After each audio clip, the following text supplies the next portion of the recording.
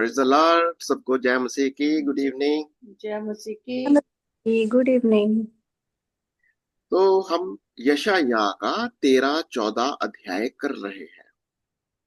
मोटा मोटी हमने क्या देखा था कि प्रभु यहूदा को ही नहीं, इज़राइल को, सीरिया को ये संदेश दे रहा है, क्योंकि उन्होंने परमेश्वर के वचन को नहीं सुना, बल्कि सीरिया और यहूदा ने मिलकर यहूदा के ऊपर आक्रमण किया और प्रभु ने संदेश दे दिया, अब तुम लोग, तुम्हारे ऊपर एक और शासन करेगा। कौन? अश्शूर आएगा जो तुम्हारे ऊपर शासन करेगा। और साथ ही साथ में हमने ये भी देख लिया, अश्शूर को भी बोल दिया, अश्शूर को भी आज्ञा दे दी कि क्योंकि तूने घमंड किया, तू घमंड करता है कि राज्य करने वाला, राज्य बनाने वाला, राजाओं को बनाने वाला, घमंड है तेरे अंदर। भूल गया कि तू सिर्फ मेरे हाथ में एक कुल्हाड़ी की तरह, सोटे की तरह, आरी की तरह है, जिसको चाहूं घुमा सकता है। मैं ही राजाओं को बनाता हूं, मैं ही राजाओं को गिराता भी हूं। सेनाओं का यहोवा है। संदेश क्या है कि मनुष्य, आदमजात इस बात को समझे, हमारा बनाने वाला स्वर्ग का राजा है। हमें अपनी पहचान में परमेश्वर ने बनाया। हमें संसार के ऊपर, संसार की चीजों, बल्कि संसार की शक्तियों के ऊपर राज्य करना है।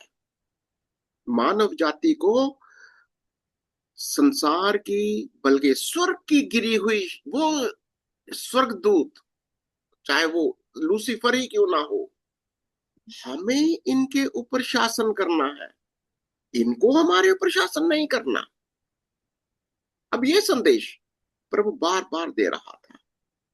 जैसे अशूर के बाद में बाबिलोन आया। बाबिलोन, बाबिलोन क्या था? हमने क्या देखा था पिछली बार? बाबिलोन भी एक राजा है, एक पशु है, जिसके ऊपर कोई सवार है, संसार की आत्मा, जिसको हमने ये भी देखा वो कोई नहीं परंतु वो लूसीफर है। क्यों? क्योंकि लूसीफर मतलब स्वर्गिक प्राणी है। अब किसके ऊपर सवार है वो? किसी मनुष्य के ऊपर, किसी मनुष्य के ऊपर वो सवार है। अब वो मनुष्य अपने मन में क्या सोच रहा है? मैं जो करता हूं मैं करता हूं, मैं राजा बना, घमंड। प्रभु क्या सिखाता है? बाबिलोन, तेरे को भी नीचे गिराऊंगा, तेरे ऊपर भी एक और राज्य भेजूंगा। कौन?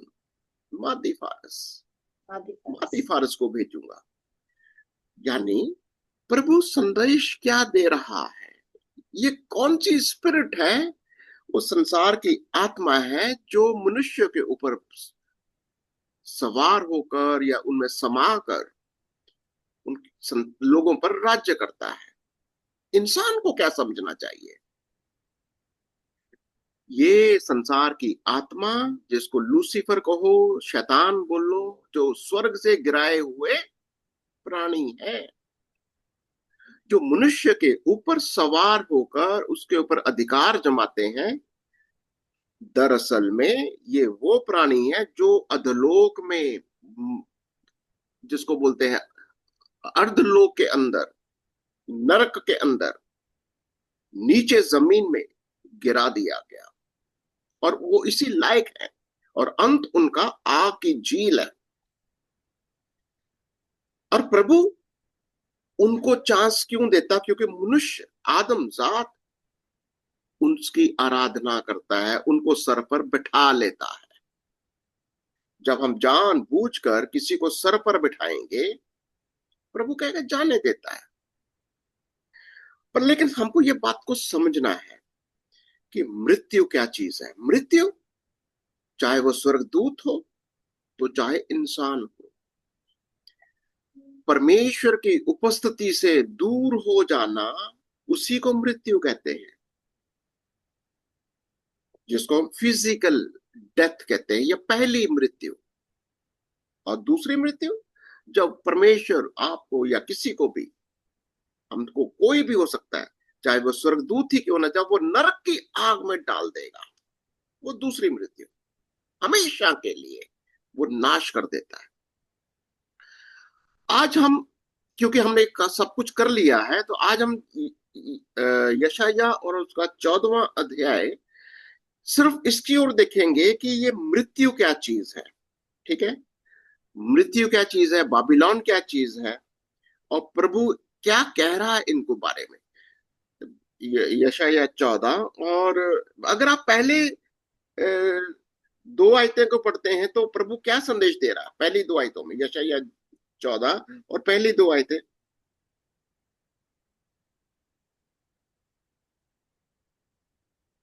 यशाया 14 और पहली दो आयतें। यहोवा याकूब पर दया करेगा और इज़राइल को फिर अपना कर उन्हीं के देश में बसाएगा, और परदेसी उनसे मिल जाएंगे और अपने अपने को याकूब के घराने से मिला लेंगे। यानी किसको कह रहा है वो, याकूब के घराने को मैं फिर से वापस ले आऊंगा, मैं इनको दंड दूंगा। क्या मतलब, वो इंसान को मौका देता है, बार बार उसको वापस लेके आता है। कुछ लोग जो विश्वास करते हैं उनको वापस ले आऊंगा मैं, ये कह रहा हूं। ठीक है, और वो उनको अपना अपना कर उसी देश में और सिर्फ उन्हीं को नहीं, जो परदेसी जो लोग विश्वास करते हैं, जो लोग, चाहे जिन्होंने तुमको गुलाम बनाया, जिन्होंने तुमको दासियां बनाया, वो भी जो तुम्हारे साथ आना चाहते हैं उनको भी वेलकम करता है। ये संदेश है। पर लेकिन तुम्हारे ज्ञान को, तुम्हारे माइंड को ये बात समझ में आ जाएगी कि मैं दंड किसको देता हूं, कौन है वो बाबिलोन। हमने तीसरी आयत से देखेंगे कि तू क्या, देखो पढ़ो जरा तीसरी आयत से। मैं पढ़ूं? पढ़ी पढ़ी। तीसरी आयत में लिखता है, जिस दिन यहोवा तुझे तेरे संताप और घबराहट से और उस कठिन श्रम से जो तुझ से लिया गया विश्राम देगा, उस दिन तू बेबीलोन के राजा पर ताना मारकर कहेगा, परिश्रम कराने वाला कैसा नष्ट हो गया है, सुनहले मंदिरों से भरी नगरी कैसी नष्ट हो गई है। यहोवा ने दुष्टों के सोटे को और अन्याय से शासन करने वालों के लठ को तोड़ दिया है। क्या कह रहे हैं वो, अभी तुमको ये इस बात समझ में आ जानी चाहिए, तब तुम समझोगे जब मैं तुमको वापस ले आऊंगा। क्या, तुम्हारे ऊपर जो शासन कर रहे थे, तुम्हारे जिसको मैंने अपना सोठा बनाया था, एक हथियार बनाकर मैं तुम्हारे ऊपर शासन करवा रहा था, वो कौन है वो लोग। वो संसार के राजा नहीं, परंतु वो कोई ना कोई स्वर्गिक प्राणी है। वो स्वर्गिक प्राणी जो उसको मैंने मैंने मेरे हाथ में सोटे की तरह मैंने इस्तेमाल किया। और तुम कहोगे उस दिन, और उसके बारे में सोचोगे कि हे परिश्रम कराने वाले, तू कैसे नष्ट हो गया, नैले मंदिरों की भरी नगरी कैसे नष्ट हो गई। तू जो मंदिरों में रहने वाला, तू जो नए मंदिरों में, वो नगरी, यानी एक किस्म से वो तू नगर है जिसके अंदर मंदिर ही मंदिर है। तो लोगों को एक धार्मिक सोच के साथ, लोगों को एक मंदिर का माहौल देकर, एक स्पिरिचुअल प्राणी दिखाकर तूने उनके ऊपर राज्य किया। अब तू कैसे गिर गया, तो आप आगे पढ़ो। जिस यहोवा ने दुष्टों के सोटे को और अन्याय से शासन करने वालों के लठ को तोड़ दिया है, जिससे वे मनुष्यों को लगातार रोष से मारते रहते थे और जाति जाति पर क्रोध से प्रभुता करते और लगातार उनके पीछे पड़े रहते थे, अब सारी पृथ्वी को विश्राम मिला है, वह चैन से हैं, लोग ऊंचे स्वर से गा उठे हैं। देखो, ये हमको ये दर्शन क्लियर हो जाना चाहिए। संसार के राजा या अधिकारी या जो भी है, एक्चुअली इनके पीछे कौन होता है? इनके पीछे स्पिरिचुअल पावर्स होती हैं। उस स्वर्गिक प्राणी होते हैं जो इनके पीछे होते हैं या इनके ऊपर सवार होते हैं, और उन्हीं की बात कर रहा है वो। तो कहता है ये लोग कैसे शासन करते हैं अपने दंड के साथ। कहते जाति जाति के लोग इनके ऊपर वो क्रोध से प्रभुता करते हैं, लगातार उनके पीछे पड़े रहते हैं। देखो ये, आप संसार की स्पिरिट को समझने की कोशिश करिए। अगर कोई भी रूलर, अधिकारी अगर किसी गरीब के ऊपर अन्याय कर रहा है, किसी कमजोर के ऊपर अत्याचार कर रहा है, तो समझ लो ये स्पिरिट संसार की आत्मा है। ये स्पिरिट लूसीफर की है, ये स्पिरिट बाबिलोन की है, जो कमजोरों के ऊपर अत्याचार करता है। और हम देखेंगे इसका अंत क्या होता है। क्या कहता है? अब सारी पृथ्वी का, आगे पढ़ो। अब सारी पृथ्वी को विश्राम मिला है, हम्म चैन से है, लोग ऊंचे स्वर से गा उठे हैं। हम्म सनोवर और लबानोन के देवदार भी तुझ पर आनंद करके कहते हैं, जब से तू गिराया गया तब से कोई हमें काटने को नहीं आया। हम्म पाताल के नीचे अधोलोक में तुझसे मिलने के लिए हलचल हो रही है। हम्म तेरे लिए मुर्दों को अर्थात पृथ्वी के सब सरदारों को जगाता है, और वह जाति जाति के सब राजाओं को उनके सिंहासन पर से उठा खड़ा करता है। क्या समझ में आता है यहाँ पर? ये कौन सी दुनिया है? अधोलोक एक दुनिया है, एक लोक है। कौन सा लोक है? जहां पर बड़े बड़े सरदार, बड़े बड़े राजा, बड़े बड़े सिंहासन उठाकर नीचे गिरा दिए गए। ये कोई सिर्फ चार किंगडम उनको की ऐसा बात है? है, जैसे जैसे कि वो अगर इस जगह पर हैं तो राजा की तरह हैं और अच्छे से जी रहे, लेकिन वहां जब वो फेंके जाते हैं तो वो दुर्बल हो जाते हैं, असहाय हो बिल्कुल। जाते हैं, उनका कोई नहीं होता फिर। हम्म और वो अधोलोक में कुछ आवाज आ रही है, कोई पूछ रहा है। और जब ये नीचे गिराया जाता है तब पूछा, और सरदारों को, राजाओं को, जो पड़े हुए हैं, कहते उठाकर उनको जगाता है। कहता देखो देखो देखो, कौन आया यहाँ पर, किसको गिराया गया। देखो, आपको एक अधोलोक का एक दर्शन दिखाई देता है। ये मृत्यु है। मृत्यु मतलब परमेश्वर से जो उठाकर, उसकी उपस्थिति से उठाकर नीचे गिरा दिए गए। ये ये कोई सिर्फ इंसान नहीं है, राजा या कुछ स्वर्गिक प्राणी भी है। ये जैसे ये लूसीफर या बाबिलोन, उसके पहले भी बहुत सारे राजा हुए हैं, बहुत सारे। और वो अधलोक क्या बोलता है? उसको सबको उठाता। कौन सी आई थी वो, नौवीं ने? सबको उठाता है। क्या पता, जाति जाति के सब राजाओं को उनके सिंहासन पर से उठा खड़ा करता है। क्या कहता है वो? वे सब तुझसे कहेंगे, हम्म, क्या तू भी हमारे समान निर्बल हो गया है? हाँ। क्या तू हमारे समान ही बन गया? तो यस। मृत्यु क्या चीज है? सिर्फ ये कोई, सिर्फ एक चीज तो बात है कि परमेश्वर से अलग हो जाना, एक चीज। दूसरा, इसका मतलब है मृत्यु के अंदर आपका स्पिरिचुअली आपको दिखाई भी देता है, महसूस भी होता है, आप सोच यस भी सकते हो, आप देख भी सकते हो।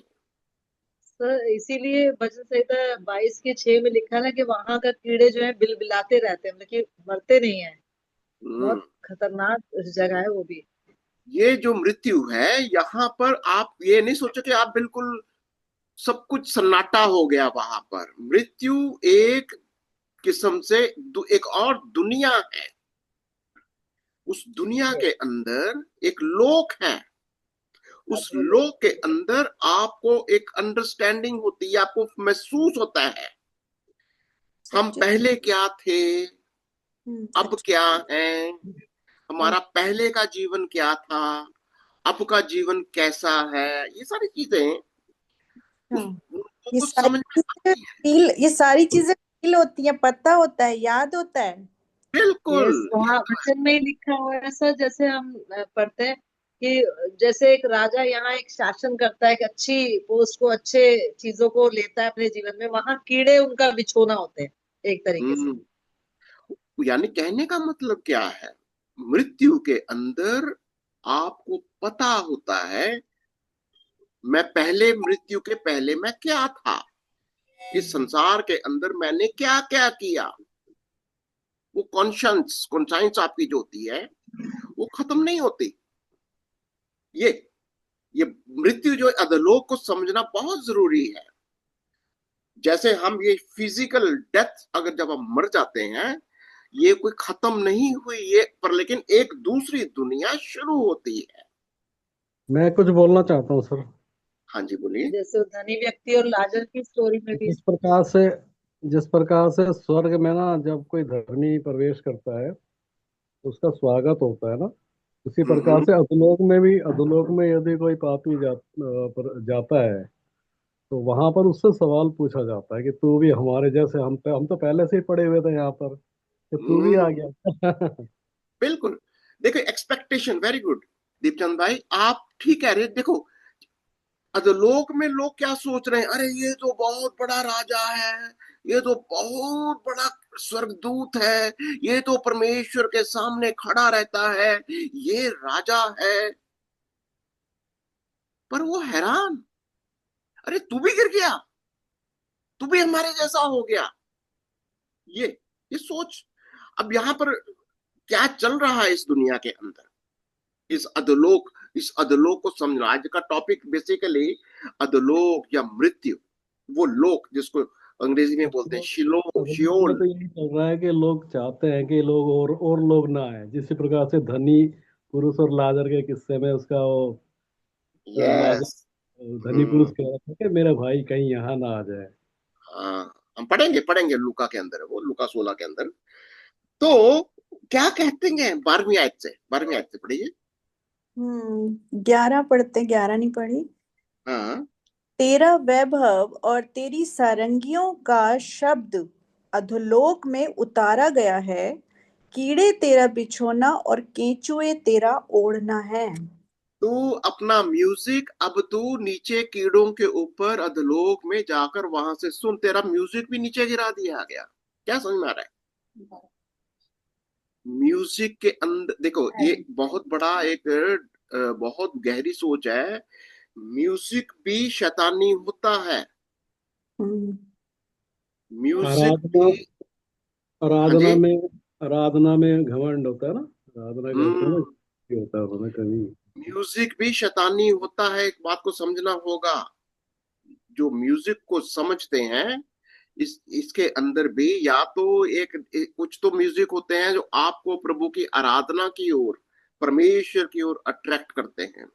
कुछ म्यूजिक ऐसे होते हैं जो आपको संसारिक, अधलोक की ओर, मृत्यु की ओर, शैतान की ओर खींचते हैं। वो शैतानी म्यूजिक है। उसको यही कह रहा है, तेरा म्यूजिक तो अब नीचे अधलोक में, अब तू वहां पर सुनना। क्या कहता आगे, हे भोर के, हाँ जी। हे भोर के चमकने वाले तारे, तू कैसे आकाश से गिर पड़ा है। हम्म तू जो जाति जाति को हरा देता था, तू अब कैसे काट कर भूमि पर गिराया गया है। हम्म तू मन में कहता तो था, मैं स्वर्ग पर चढ़ूंगा, मैं अपने सिंहासन को ईश्वर के तारागण से अधिक ऊंचा करूंगा और उत्तर दिशा की छोर पर सभा के पर्वत पर विराजूंगा। हम्म मैं मेघों से भी ऊंचे ऊंचे स्थानों के ऊपर चढ़ूंगा, मैं परम प्रधान के तुल्य हो जाऊंगा। परंतु तू अधोलोक में उस गड्ढे की तह तक उतारा जाएगा। जो तुझे देखेंगे, तुझको ताकते हुए तेरे विषय में सोच सोच कर कहेंगे, क्या ये वही पुरुष है। जो पृथ्वी को चैन से हम्म, रहने ना देता था और राज्य में घबराहट डाल देता था। तो लोग हैरान, जो इवन अधोलोक के अंदर बहुत सारे लोग जो परमेश्वर की उपस्थिति से में नहीं रहना चाहते, जो पश्चाताप नहीं करना चाहते, वहीं जाएंगे। वो ये जानेंगे, कहेंगे कहेंगे कि ये भी आ गया यहाँ पर, इसका भी यही हाल हो गया जो हमारा होना था। हम तो, लोग कहेंगे हम तो ऑर्डिनरी मनुष्य थे, हम तो ऑर्डिनरी लोग थे, ये तो बड़ा स्वर्गिक राजा है, ये भी नीचे गिरा दिया गया। और क्या कहेंगे, तो जो इसके बारे में क्या कहा? हाँ। हाँ, जो जगत को जंगल बनाता और उसके नगरों को ढा देता था और अपने बंदियों को घर जाने नहीं देता था, हम्म। जाति जाति के सब राजा अपने अपने घर पर महिमा के साथ आराम से पड़े हैं। परंतु तू निकम्मी शाख के समान अपनी कब्र में से फेंका गया। तू उन मारे हुओं के शवों से घिरा है, तू जो तलवार से बिधकर गड्ढे में पत्थरों के बीच में लताड़ी हुई लोथ के समान पड़े हैं।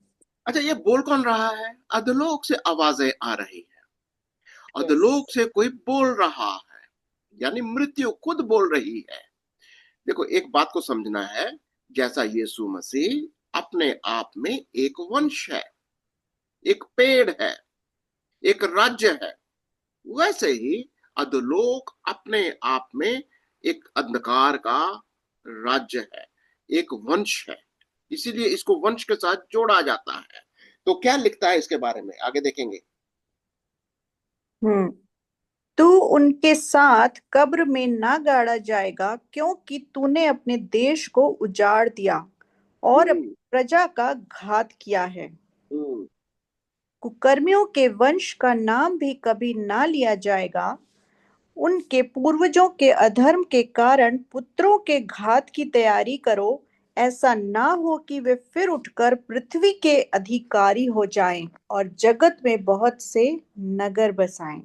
ऐसा ना हो कि वह फिर से पृथ्वी के अधिकारी हो जाएं, यानी ये लोग संसार के ऊपर अधिकारी हैं, संसार पर राज्य करते हैं, जिनको परमेश्वर सेनाओं का यहोवा काट कर, मार कर, पहले क्या करता है, उनको बताता है, उनको बताता है कि तुमको बनाने वाला, तुमको राज्य देने वाला, तुमको ऊंचा उठाने वाला मैं ही हूं।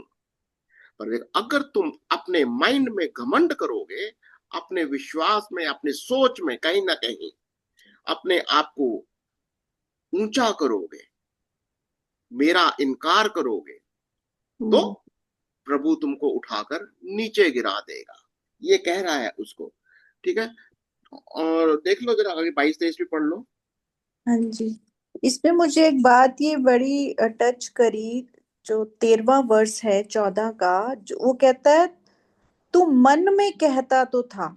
हम्म। तब वो सिर्फ अभी मन में सोचता ही था, अभी उसने मुंह से कुछ नहीं बोला था कि मैं ये मैं वो, लेकिन उसने जस्ट मन में एक विचार लेकर आया वो। और बिल्कुल। और परमेश्वर मन को ही, वो तो अंदर तक जानता है, परमेश्वर तो मन को ही टटोल लेता है कि मन में क्या चल रहा है रियल। मतलब। देखो, जब हम जैसे ही स्पिरिचुअल हो जाते हैं, जब हम प्रभु में नया जन्म पा जाते हैं, परमेश्वर हमारे एक्शन के ऊपर, हमारे पर जो जो शरीर के कर्मों के अनुसार नहीं देखता, वो सोचने के अनुसार। प्रभु हम्म। ने कहा, अगर तुमने किसी को अपनी आंखों से गंदा देख लिया, तुमने व्यभिचार कर दिया, बोल दिया, तुमने हत्या कर दी, गाली दे दी, हत्या कर दी। यानी परमेश्वर हमारा दंड सिर्फ करने से नहीं, करने से पहले की सोच से वहां पर देखता है वो। यस। कई और बार बहुत सारे लोग आत्मा को सोचते हैं, जानता है, प्रभु हमारी आत्मा को जानता है कि हमारी आत्मा कैसी है। हमारे विचारों को परखता है, हमारी सोच यस। को समझता है। ये देखो, शैतान का यही तो है, कहते तुम सोचते थे मैं ऐसा करूंगा। हम्म। परमेश्वर का न्याय और आज की जो फिजिकल वर्ल्ड है, संसारिक लोग हैं, वो अपने फिजिकल कर्मों पर सोचते हैं, फिजिकल कर्मों का न्याय होता। परमेश्वर हमारे फिजिकल शारीरिक कर्मों का नहीं, सोचने पर दंड देता है। तो जी जैसे सोचते वो क्या? फरीसी लोग और मन फिर में ही सोचते थे और यीशु मसीह उनके मन की बात को पहले ही जान लेते थे।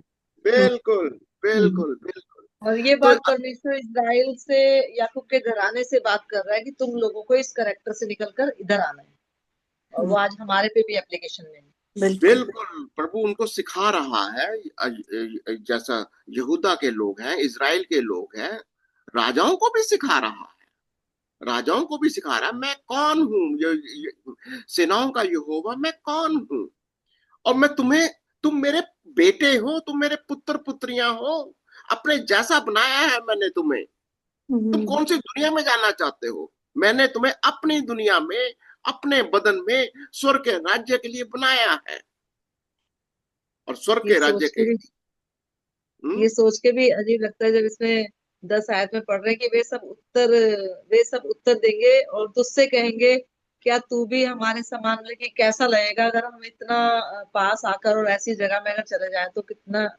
शर्मनाक बात होगी हम लोगों के लिए भी, बिल्कुल। कि और ये जब बात ऐसे प्रभु पूछा जाए। उनको बार बार समझा रहा है, बार बार इन यस। बातों के ऊपर प्रभु ने इनको समझाया। यशायाह 5 और उसकी 14वीं आयत को देखो। यशायाह 5 देखो, यशायाह 5 और उसकी 14वीं आयत देखो, क्योंकि ये संदेश उसने बार बार समझाया। हाँ, 5:14 में लिखा है, 5 की 14 ये देखो। यशायाह 5:14 कहता है, इसलिए अधोलोक ने अत्यंत लालसा करके अपना मुंह बेपरिमाण पसारा है, और उसका उनका वैभव और भीड़ भाड़ और आनंद करने वाले सब के सब उसके मुंह में जा पड़ते हैं। क्या करता है? अधोलोक ने अपना मुंह पसारा है। अधोलोक, अधोलोक क्या चीज? अभी आपको क्या लग रहा है? नर्क। अधोलोक क्या चीज? नर्क। अभी नरक है ये, नर्क है। क्या चीज है? नरक है ये, अधोलोक, नरक ने अपना नरक मुंह है, पसारा है। नरक है। लालसा। नरक तो ठीक है, नरक तो ठीक है, पर लेकिन अधोलोक ने लालसा अपना है। पसारा है। फैला रखा हुआ। जो भी प्रभु के विरोध में है, आज्ञा का पालन नहीं करते, ये कहते हम तो यहाँ गिरे हैं। जो भी परमेश्वर के वचन का, आज्ञा का विरोध करेगा, उसके लिए संसारिक हमारा लालसा रखा है। मुंह खुला हुआ है।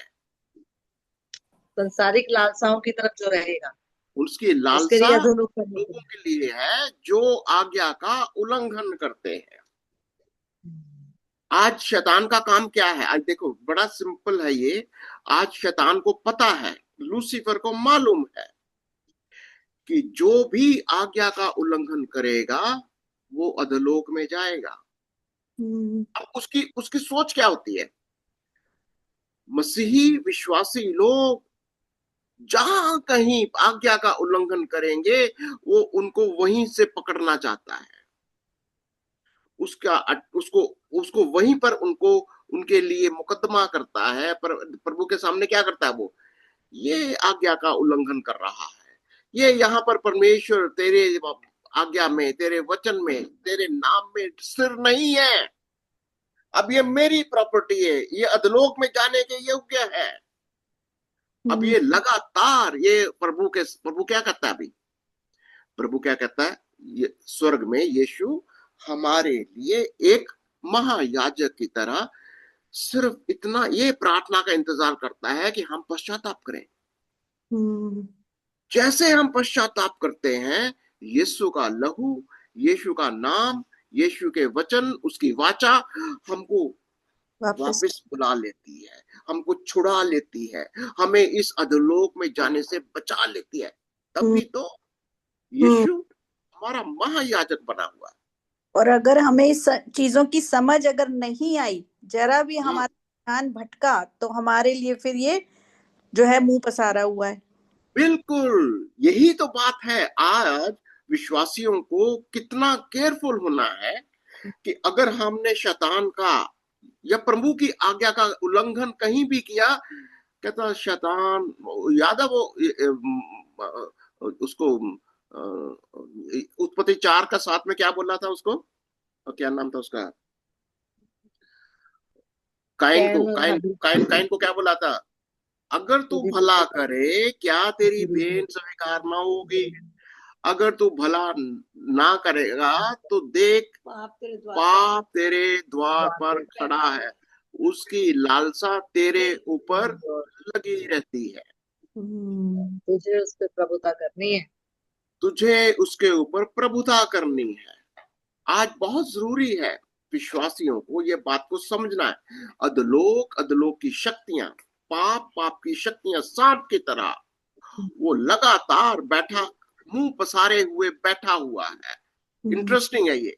और जब अगर हम इस बात के लिए कहीं ना कहीं अपने आप को तैयार नहीं करते या केयरफुल नहीं है, तो प्रभु का वचन कहता है कि वचन की अज्ञानता के कारण मेरे लोग नाश हो जाते हैं।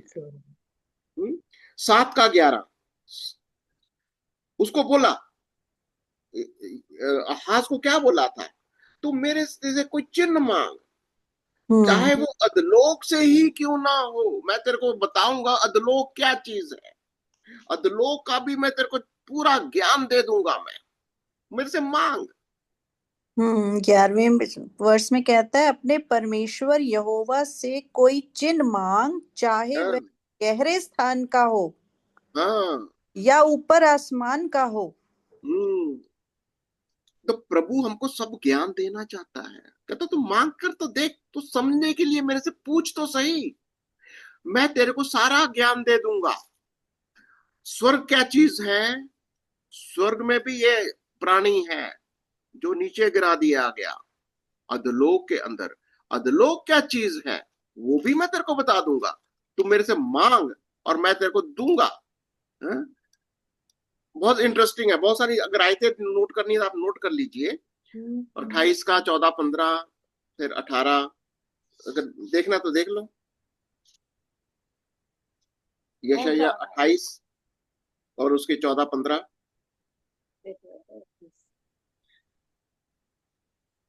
28 की 14 में कहता है, यशायाह 28, इस कारण हे ठट्ठा करने वालों, यरूशलेम वासी प्रजा के हाकिमों, यहोवा का वचन सुनो। तुमने कहा है, हमने मृत्यु से वाचा बांधी और अधोलोक से प्रतिज्ञा कराई है, इस कारण विपत्ति जब बाढ़ के समान बढ़ आए तब हमारे पास ना आएगी, क्योंकि हमने झूठ की शरण ली और मिथ्या की आड़ में छिपे हुए हैं।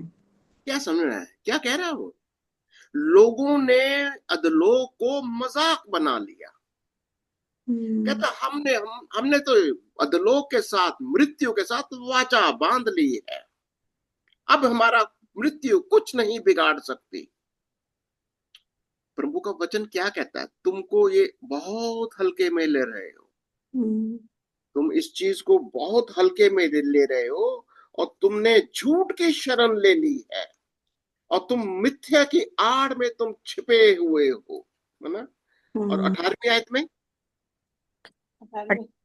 18वीं में कहता है, तब जो वाचा तुमने मृत्यु से बांधी है वे टूट जाएगी, और जो प्रतिज्ञा तुमने अधोलोक से कराई वह न ठहरेगी। जब विपत्ति बाढ़ के समान बढ़ आए तब तुम उसमें डूब ही जाओगे। देखिए मैं आपसे एक बार फिर से कहना चाहता हूँ, जो लोग वीडियो ऑनलाइन देख रहे हैं, यूट्यूब में देख रहे हो, प्लीज ध्यान से समझ लो, आज के बहुत सारे सेलिब्रिटीज, जो लोग गायक हैं, एक्टर्स हैं, उन्होंने कन्फेस किया है, हमने शैतान से वाचा बांधी है, हमने इस वाचा बांधते हैं तब वो बहुत बड़ी, बहुत सफलता उनको मिलती है। कभी जाके गूगल में सर्च मारो, कौन कौन से हीरोज या एक्टर्स या सिंगर्स, म्यूजिशियंस वाचा बांधते हैं शैतान के साथ। पास्टर जी, उस दलजीत ने किया था इकरार कि मैंने ऐसे वाचा बांधी हुई है, दलजीत ने। मैं नाम नहीं लेना चाहता था, आपने ले दिया।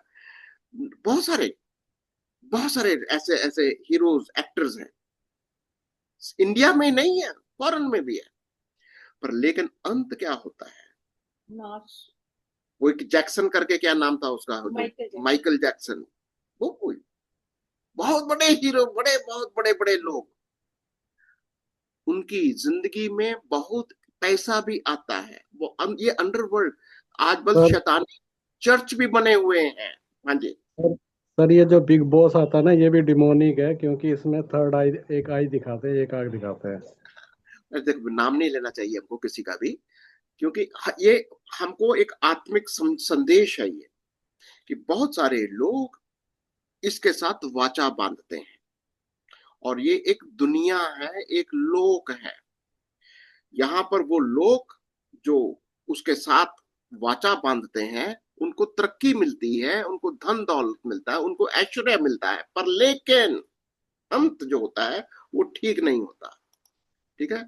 और अच्छा, मेरा फिर क्वेश्चन है एक इसमें, कि हाँ अगर जी। ये शैतानी होता है, तो जैसे अब ये फिर जो हम मूर्तियों वूर्तियों में भी हम जो लोग इसको सोचते हैं या विश्वास करते हैं, तो फिर वो भी तो पॉजिटिव ही बात, मतलब कि वो पॉजिटिव वे से ही उसको लेते हैं सारे।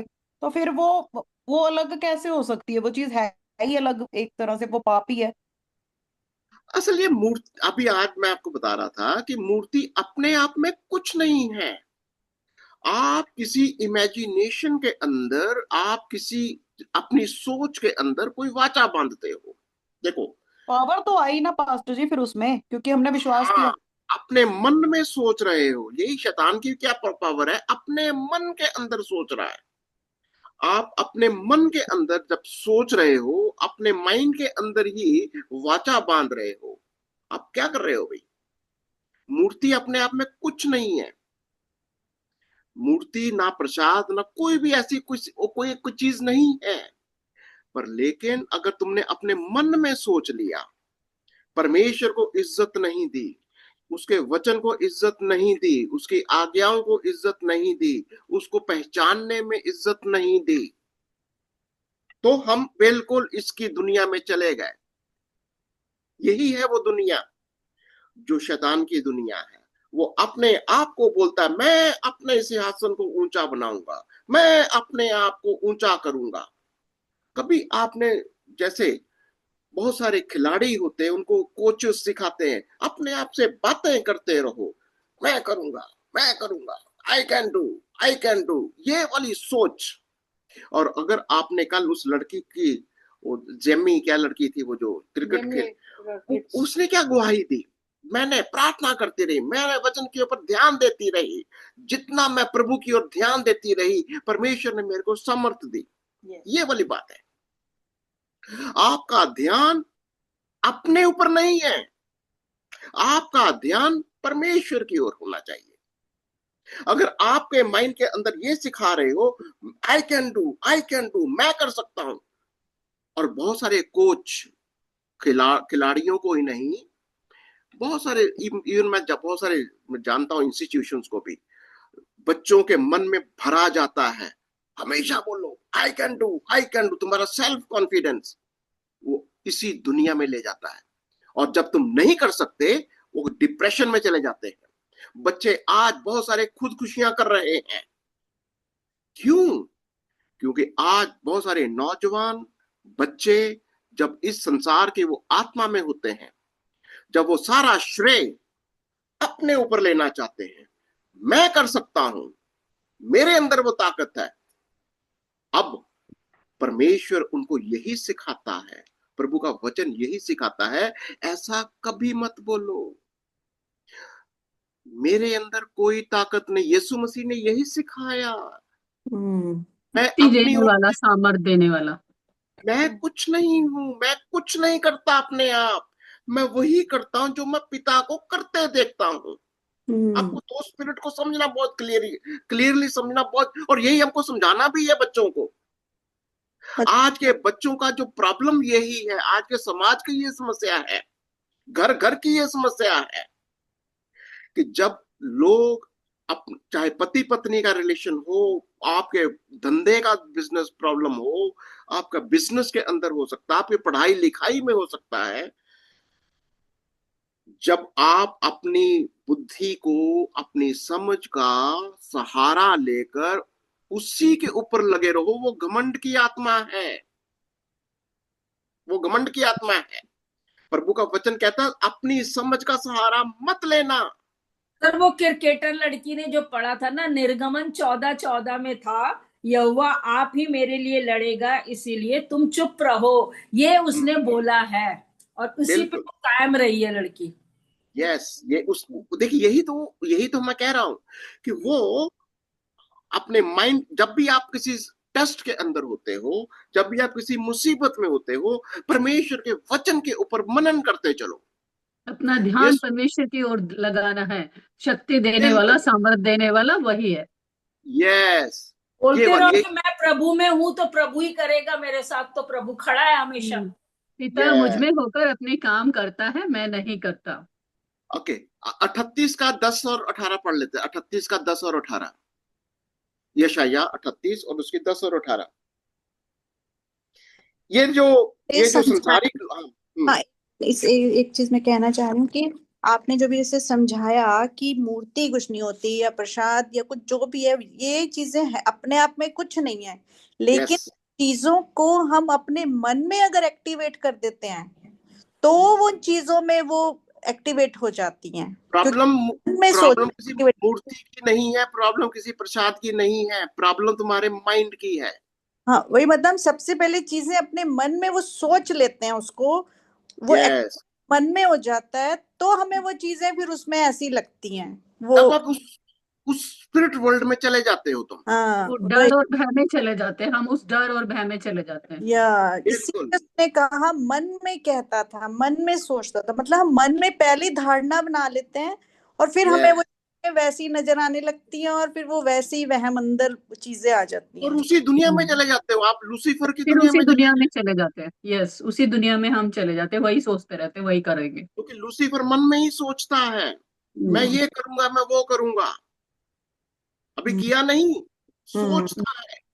सोच रहे हैं भाई, कितना केयरफुल रहना है कि हमें अपने मन पे ही ध्यान लगाना है कि हमें कुछ ऐसा नहीं सोचना कि हम कौन सी दुनिया में चले जाएंगे, एकदम से अंदर ही अंदर ट्रांसफर हो जाएंगे। बिल्कुल, अंदर ही अंदर से सब ट्रांसफॉर्मेशन होती है।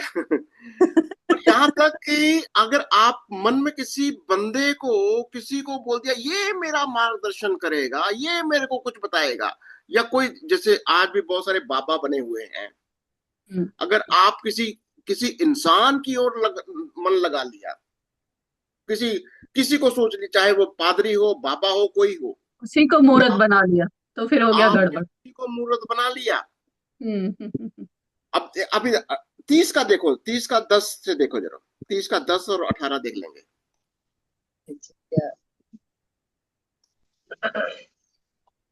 30 का 10 और 18।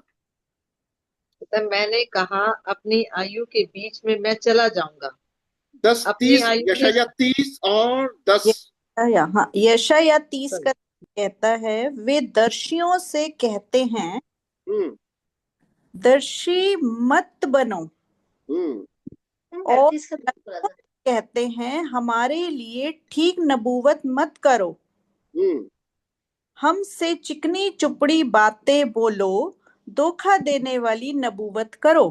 क्या मतलब है भाई? जो दर्शी है, जो नबूवत करता है, बोलता तुम वो ही बोलो जो हम सुनना चाहते हैं। हम्म। क्या बोलता? क्योंकि वो कहता तुम वो चिकनी चुपड़ी बातें करो। देखिए हम्म। ये प्रॉब्लम है आज की, बहुत सारे लोग परमेश्वर के वचन की वो कड़वी बातें नहीं सुनना चाहते। वो कहते ये लोग जो संसार के लोग होते हैं, इनको सुनना भी वही है जो ये सुनना चाहते हैं, चिकनी चुपड़ी बातें। ठीक है हम्म। ना? और फिर एक और देख लेते हैं, आयत 18वीं देख लेते हैं। तो भी यहोवा इसीलिए विलंब करता है कि तुम पर अनुग्रह करे, और इसीलिए ऊंचा उठेगा कि तुम पर दया करे, क्योंकि यहोवा न्यायी परमेश्वर है। क्या ही धन्य है कि वे जो उस पर आशा लगाए रहते हैं। तो उस पर आशा लगानी है, ना कि तुम्हें किसी मनुष्य के ऊपर। बहुत सारे लोग आज भी, बहुत सारे ये बहुत खतरनाक स्पिरिट चल रही है इस वक्त संसार के अंदर। चाहे वो कोई हम पादरी लोग भी बन जाए, मैं बन जाऊं, मैं भविष्यवाणियां करता हूं, मैं ही जो बोल दूंगा, मेरे मुंह से निकली हुई बात प्रभु की वाणी होगी। कुछ लोग फेस रीडिंग करते हैं, कुछ लोग तेरा भविष्य ये होगा। और चलो वो तो एक एंगल हो गया, पर लेकिन खतरनाक एंगल ये है कि सामने वाला जो सुनना चाहता है आप वो बोल रहे हो। खतरनाक है ये। वो कहता है ये तुम लोग वो सुनना चाहते हो कि जो चिकनी चुपड़ी बातें तुमको चाहिए वो ही बोल ले, और यही वो बोलते हैं। ये सबसे खतरे वाली बात है। परमेश्वर का अगर तुम भविष्यवाणियां करते हो, अगर तुम दर्शी हो, तो परमेश्वर का वचन बोलो, ना कि वो बात बोलो जो सामने वाला, कई बार सामने वाला सुनने के लिए आता है, कोई मेरे लिए अच्छी बात बोल, मेरे लिए कोई चिकनी चुपड़ी बात बोल, अपनी ये बात है। प्रशंसा चाहता है ना वो। तो यहाँ पर प्रभु का वचन सिखाता है कि परमेश्वर की बात को सुनो, वचन जो सिखाता है उसकी बात को सुनो, ना कि वो चिकनी चुपड़ी बातों की ओर ध्यान दो। इसीलिए कई दाऊद बार भी इसीलिए कहता है ना कि तेरे सोटे और तेरी लाठी से मुझे शांति मिलती है। हाँ, उसका सोटा भी है, उसका लाठी भी है। ओके, एक और लास्ट आयत देख लेते हैं, 57 और उसकी 9। यशाया तू तेल 57। लिए हुए राजा के पास गई और बहुत सुगंधित तेल और अपने काम में लाई। अपने दूत तूने दूर तक भेजे और अधोलोक तक अपने को नीचा किया। तू तेल लिए हुए राजा के पास गई और बहुत सुगंधित तेल अपने काम में लाई, और अपने दूत ने दूर तक भेजे थे और अधोलोक तक अपने को नीचा किया। यानी क्या किया तुमने? तुमने अपने आप को अधोलोक तक नीचे ले गई। किसके लिए? किसके लिए? ये बिल्कुल ये मूर्ति पूजा का दूसरा नमूना है। तुमको अपनी चीज को पाने के लिए, देखो आज बहुत सारे लोग भक्ति, पूजा पाठ, कभी या चर्च में जाना, प्रार्थना करना, क्या करता है? मकसद क्या होता है? सिर्फ प्रभु मुझे ये तो ये दे दे। अपनी जरूरत को, अपनी इच्छा को पूरा करने के लिए आप कोई प्रार्थना करते हो, कहीं ना कहीं आपके लिए वो मूर्ति पूजा बन जाती है। क्यों? बहुत सारे लोग तो हीलिंग्स के लिए भी जाते हैं, अभी हीलिंग ही मिल कुछ भी बहुत सारे लोग इस बात के लिए कर जाते हैं, प्रार्थना भी उनकी यही, अगर तू ये कर दे तो मैं तेरे लिए ये करूंगा। yes. अगर तू मेरे को चंगा कर दे मैं तेरी सेवा करूंगा। कंडीशन रखते हैं, मैं ये कर दूंगा, ये दे दूंगा, ये करूंगा। जो भी इस दिशा में जा रहे हैं, वो एक मूर्ति, चाहे वो आपने उस हीलिंग को भी अपना एक मूर्ति बना लिया। आपने सोच में सोच लिया अगर तू मुझे चंगा कर दे तब मैं मानू।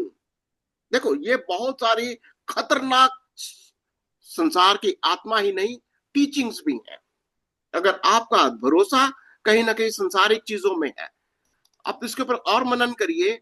और एक और आयत को पढ़ लेते हैं जो अधोलोक के बारे में है, लूका 16 और उसकी 19 आयतें पढ़ लेते हैं। वो जो आपको मालूम है, the rich man and the Lazarus, याद है वो अमीर आदमी और लाजर, लूका 19 लूका 16 का 19 से लेके पढ़ते हैं। एक मनुष्य धनवान था, एक धनवान मनुष्य था जो बैंगनी कपड़े और मलमल पहनता और प्रतिदिन सुख विलास और धूमधाम के साथ रहता था।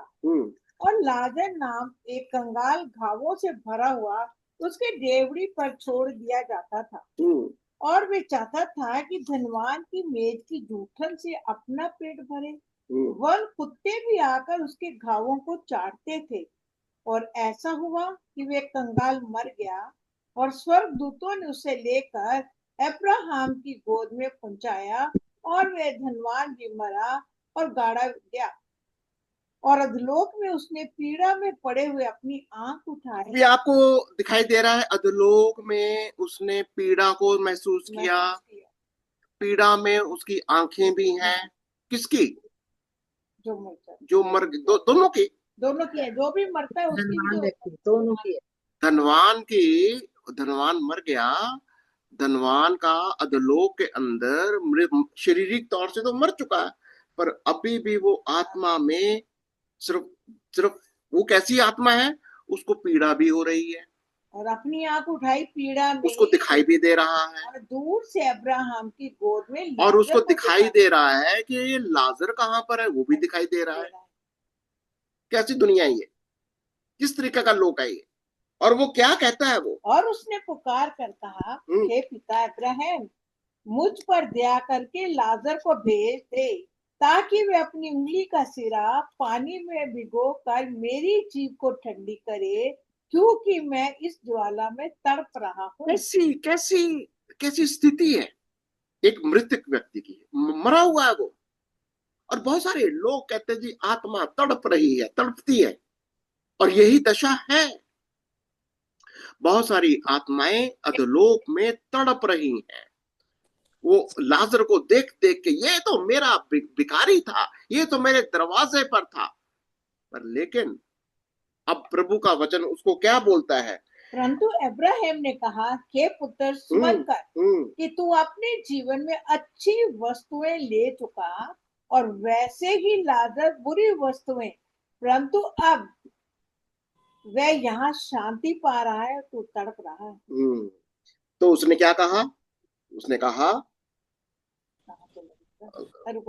उसने कहा तो हे पिता, मैं तुझसे विनती करता हूँ, 27 को पढ़ो, कि तू उसे मेरे पिता के घर भेज। किसको? लाजर को मेरे पिता के घर भेज दे। क्या करने के लिए? क्योंकि मेरे 5 भाई हैं, वे उनके सामने इन बातों की गवाही दे, ऐसा न हो कि वे भी इस पीड़ा की जगह में आए। अब्राहम ने उससे कहा, उनके पास तो मूसा और भविष्यद्वक्ताओं की पुस्तकें हैं, वे उनकी सुने। उसने कहा, नहीं हे पिता अब्राहम, पर यदि कोई मरे हुओं में से उनके पास जाए तो वे मन फिराएंगे। उसने उसे कहा कि वे जब मूसा और भविष्यद्वक्ताओं की नहीं सुनते, तो यदि मरे हुओं में से कोई जी उठे तो भी उसकी नहीं सुनेंगे। तो भी नहीं सुनेंगे। किस तरीके के लोग हैं ये? अगर तो यहाँ पर वो क्या कहता है, अमीर आदमी वो कहता है कि कोई मरो हुओं में से उठकर चला जाएगा और बताएगा कि भाई यहाँ मत आना, बहुत पीड़ा है, बहुत कष्ट है।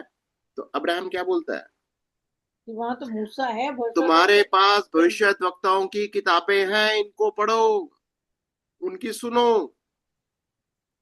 पर वो क्या कहता है, नहीं सुनेंगे। कैसे लोग हैं ये? क्योंकि यदि कोई मरे हुए में से जी कर उसके पास जाए तब भी वो नहीं मानेगा ना। यीशु मसीह मुर्दों में से जी उठा, और उसने ये भी साबित कर दिया कि मेरी शक्ति पुनरुत्थान की शक्ति है। मैं मर भी जाऊं, अगर तुम मर भी जाओ तो भी तुम जियोगे, तुम अधोलोक में नहीं जाओगे।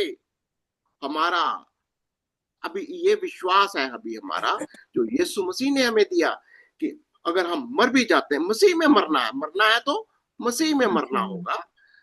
हम अधोलोक में नहीं जाते। पर लेकिन अगर हम प्रभु के वचन पर, उसके शिक्षाओं पर विश्वास नहीं करते, तो बिल्कुल हमारा भी वही अंत है जो इस अमीर व्यक्ति का था। ठीक है, तो बहुत इंटरेस्टिंग है, हम इसको टॉपिक को जारी रखेंगे। अगर आपको इस विषय के ऊपर और बहुत सारे सवाल आते हैं, हम आपके साथ परमेश्वर के वचन को साझा करेंगे। हम आपको बताएंगे कि मृत्यु क्या है, आज लोगों का डर मृत्यु के बारे में क्या है, आज मसीहियों को मृत्यु के बारे में और क्या सीखना चाहिए। क्या हमको मृत्यु से डरना चाहिए? क्या मृत्यु अंत है, या क्या मृत्यु हमारे लिए तो एक शुरुआत है, एक दुनिया से दूसरी दुनिया। हम अधोलोक में नहीं, स्वर्ग में, यीशु के बदन में, जहां यीशु है वहां जाएंगे। अधोलोक मृत्यु एक वंश है, वो मृत्यु जो जिसका अंत नरक की आग होगा। पर लेकिन आपका और मेरा, अगर हम विश्वास करते हैं कि यीशु मसीह हमें स्वर्गिक राज्य की ओर अपने बदन में, अपने वंश में न्योता देता है, अगर हम विश्वास करते हैं कि हम यीशु मसीह हमारे लिए मारा गया, हमारे पापों के लिए, हमारे गुनाहों के लिए, और जी भी उठा। आप भी उस मृत्यु को, उस अधोलोक को, उसमें नहीं जाएंगे। प्रभु आपको बहुत आशीष देगा। आपके सवालों का, आपके प्रार्थनाओं का हम उत्तर भी देंगे। और जो भी आपकी प्रार्थना है, प्लीज उसको आप शेयर करिए और हम आपके लिए प्रार्थना भी करें। प्रार्थना करिए। आइए हम प्रार्थना करें। प्रभु यीशु जी, हम आपका धन्यवाद करते हैं आज के दिन के लिए जो आपने दिया। प्रभु जी, सप्ताह का पहला दिन है प्रभु, हमने तेरा वचन को सीखा कि मृत्यु क्या है प्रभु, अधोलोक क्या है प्रभु। हम जानते हैं प्रभु जी, तो हमें हर एक चीज वो देना चाहता है। हर एक चीज के लिए तो हमें तरसने नहीं देता। हर एक चीज के बारे में तो हमें आगाह करता है कि हम जाने कि मृत्यु और अधोलोक में क्या अंतर है, और मरे हुए में से जी उठने के बाद हमें विश्वास करना। प्रभु तेरा धन्यवाद करते प्रभु जी, तू ही हमारा प्रभु है। हम तेरे पे विश्वास करते क्योंकि तू ही है जो मर गया और तीसरे दिन मुर्दों में से जी उठा। प्रभु जी, हम तेरा धन्यवाद करें, तेरी महिमा, तेरी स्तुति करें कि तू हमें ज्ञान, बुद्धि और आत्मा की समझ देता। प्रभु तेरा धन्यवाद करते हैं। आज प्रार्थना करते अपने सारे भाई बहनों के लिए जो आज क्लास में आए, तो इनके साथ हो, इनको भी प्रभु जी बुद्धि, समझ, ज्ञान दे कि ये तेरे ज्ञान में और तेरे वचन में बढ़ते चले जाए। प्रभु जी, समय कम है और प्रभु जी हम तेरे वचन की और ध्यान ज्यादा लगाएं। तेरा धन्यवाद करते हैं। प्रार्थना करती हूँ रंजन के लिए प्रभु, उसका नी का ऑपरेशन हुआ प्रभु, उस बच्चे को सेहत देना, तंदुरुस्ती देना। ये परिवार तेरे भय में, तेरे डर में चलता प्रभु, बच्चे भी तेरे भय में चलते, उसके साथ होना, उसको सेहत देना। और तू उस घुटने को प्रभु जी उठने के लिए खड़ा करेगा। तेरा हाथ, सीधा हुआ हाथ उसको लगा कि वो खून लगे और वो बच्चा उठकर खड़ा हो जाए। तेरा धन्यवाद करते हैं। प्रार्थना करते मंजू की बेटी पोती अनाया के लिए, आज उसका 11वां बर्थडे। प्रभु उस बच्ची को तो बुद्धि दे दे, समझ दे दे, ज्ञान दे। जैसे जैसे वो बढ़ती है वैसे वैसे तेरे वचन में, तेरे डील डॉल में बढ़े। और प्रभु जी तेरा डर, तेरा भय उसके अंदर है। प्रभु तेरा धन्यवाद करती हूँ। और प्रभु जी प्रार्थना करती हूँ प्रभु जी हर एक उन लोगों के लिए जिस वचन को पढ़ते हैं, सुनते हैं प्रभु, उनके लिए भी प्रार्थना करते हैं कि वो हमारे साथ आकर जुड़े और प्रभु जी इस वचन को सीखे। तेरा धन्यवाद करिए। अपने दास को सेहत दे, तंदुरुस्ती दे कि तेरा दास हमें नए नए वचन सिखाता है। तो उस बुद्धि से, पवित्र आत्मा की बुद्धि से प्रभु तू उनको तैयार कर, अभिषिक्त कर दे कि हमें सुनाए और हम सुनकर आगे सुनाने वाले बन सके, ना कि ये वचन हम अपने पास रखे। तेरा धन्यवाद करते हैं, तेरी महिमा करते हैं, तेरी स्तुति करते हैं, क्योंकि ये सब कुछ मांगते हैं अपने ही प्यारे यीशु मसीह के नाम से। आमीन। आमीन एंड आमीन। प्रभु आपको बहुत आशीष दे। प्लीज हमारे इस वीडियोस को जरूर सब्सक्राइब भी करिए, लाइक करिए और इसको बेल बटन भी दबाइए। प्रभु आपको बहुत आशीष दे। God bless you. Praise the Lord. अंगूठा दिखा दिया करो।